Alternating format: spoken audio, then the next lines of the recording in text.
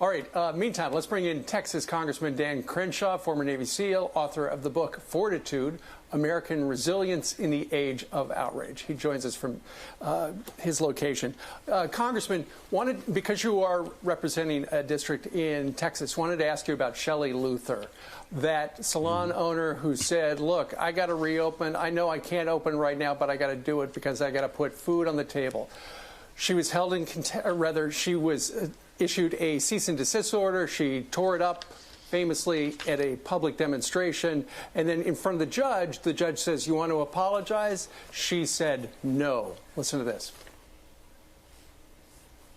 I have to disagree with you, sir, when you say that I'm selfish, because feeding my kids is not selfish. I have hairstylists that are going hungry because they'd rather feed their kids. So, sir, if you think the law is more important than kids getting fed, then please go ahead with your decision, but I'm not going to shut the salon. Congressman, it seems like what every parent would do. I mean, ultimately, you need to feed your children. We do know that a GoFundMe page has been started, and over $500,000 has been raised for her so far. Your thoughts on this?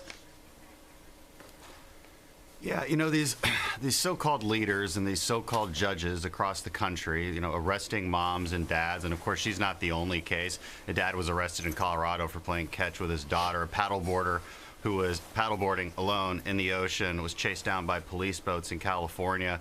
Guy in Florida had to be sent to court because he was trying to sell takeout out of his restaurant. This is happening over and over. And these so-called leaders, these so-called judges, they need to take a civics lesson. Okay, these laws will not be respected if they are not respectable laws. People are not dumb. They can understand and they can assess whether a law makes sense, whether it's really based on data and public health. And a lot of these things aren't, right? We've seen a lot of rules being passed that simply don't make sense. And then they go further. Then they want to actually punish you. They want to use the full force of the law, fine you, throw you in jail, arrest you, take away your freedom just because you're engaging in activity that was previously perfectly legal. Okay, engaging in a voluntary transaction with another human being has long been a legal and perfectly okay activity. And to all of a sudden make it illegal and then use the full force of the law to enforce it, that goes against our very basic values. Listen, I'm all for the guidelines, okay? But the government has to use the lightest touch possible. And these so-called leaders are not doing that. They are infringing on people's freedoms, all while, by the way, advocating to allow other criminals who have previously been in jail to be released. So it's contradictory in that sense, too, and it's in complete contradiction to our Constitution and our way of life and what our society is founded upon. I mean, I'll give you an example. Why can't you go to a car wash? Why can't a jewelry store open up on Mother's Day a few days before in order to maybe sustain their business? Why can the liquor store be open?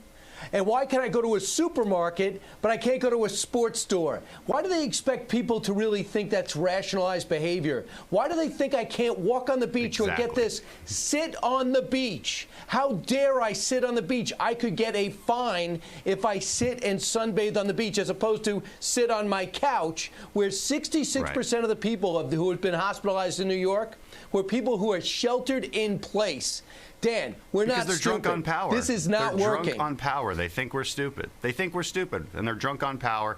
And this is why you're seeing people rise up. Americans are sick of it. They have a sense of injustice. They have a sense that these so-called leaders, these so-called judges, they have a sense that they're not actually implementing the law, because these aren't laws, right? These are executive orders.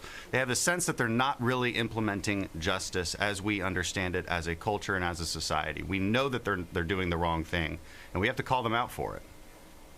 Okay, so Dan, or Congressman, I know the House is thinking about drafting a new relief bill. Nancy Pelosi's talked about it being $1 trillion to help healthcare workers, first responders, postal workers, and teachers. What do the Republicans think about this? And how much do you think this, will there be another relief bill, and how much? Listen, first of all, the way we need to assess future relief bills is one problem at a time with one solution at a time. We could have been in Congress, in the House, working this whole time. Nancy Pelosi wants the American people to believe that we're only allowed to go and work once every 3 weeks and pass multi-trillion-dollar bills. Okay, so here's their playbook. They want you to stay locked down, all right, and they'll arrest you if you don't abide. They don't want you to have your job anymore. They want to wait for these industries to fail so there's no jobs to go back to, and then they want to act like these benevolent rulers and offer you money. Well, whose money is that? It's your money. And it's especially your kids' money, because one day that has to be paid back, and it's going to be your kids' taxes that have to be raised. Okay? And then in 2020, in the 2020 elections, the Democrats are going to come back and say, look how generous we were with your money. That's their playbook. And we have to wake up to this. This is not responsible governance. There isn't some unlimited amount of money to be spending, especially to bail out states that have been terrible with their fiscal responsibility this entire time. Okay, if you're a member of Congress from Texas, I don't see how you want to use Texan federal tax dollars that we are paying to bail out other states that have been totally irresponsible with their finances all of this time.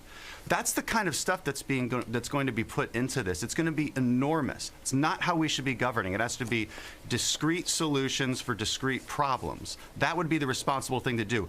Honest debate in the House. That's what we should be doing. Right. We have taken perfectly safe measures in order to do that. Congressman, speaking of responsible, a lot of people have been wondering, were responsible things being done behind the scenes at the Department of Justice and the FBI to forward the Russia investigation? And ultimately, we found out a little more yesterday when the Department of Justice released once again, a redacted version of one of the scope memos that Rod Rosenstein had given to Robert Mueller regarding what he could look to. And among other things, part of the scope memo from August 2nd, 2017 said, look for any links and or coordination between the Russian government and individuals associated with the campaign of President Donald Trump, and secondly, any matters that arose or may arise directly from that investigation. There were 4 names on it: Carter Page, Paul Manafort, George Papadopoulos, and Michael Flynn. And to a lot of people, they wanted to know what the scope was. You know, how broad was his authority? It seems like it was quite broad, because some things panned out and a lot of stuff did not. Right. And here's the best way to summarize what's actually going on here. This was an investigation in search of a crime. And that should terrify Americans. And the more we find out about this entire probe, this entire narrative that was spun for years, tricking the American people into thinking that their president was some Russian puppet, what were they really doing? They had an idea, they had a conclusion, they had a crime that they wanted to prove, and they gave themselves the power to try and prove it.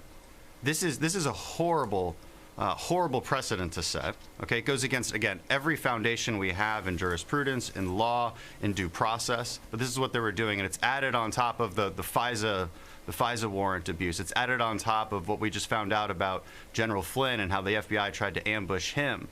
You know, it's added on top of what we now know about the Steele dossier and how that was actually used as supposed evidence to investigate these supposed crimes.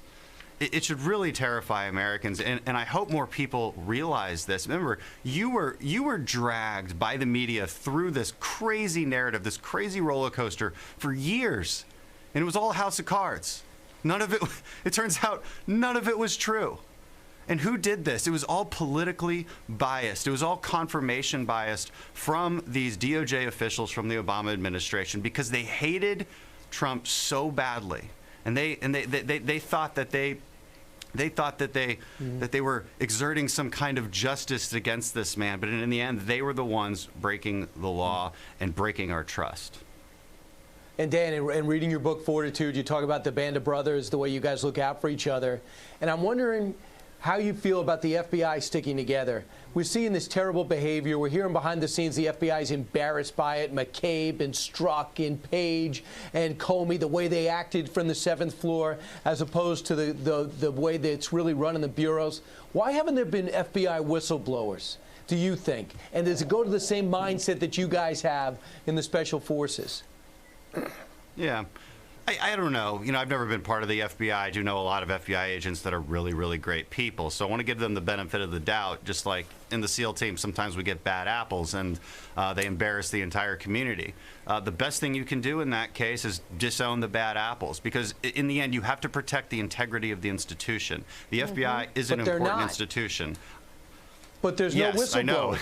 Why aren't the FBI upset at the FBI? They should be. I mean, I'm agreeing with you. They should be, and I wish I could tell you more. I just can't. I think they need to man up and actually get rid of some of these bad actors who have clearly shown political bias and clearly shown confirmation bias and completely thrown away due process and rule of law in order to do it. Yep. All right, Congressman, thank you for being here. No, thank you. Thanks for having me. You're welcome. You're welcome.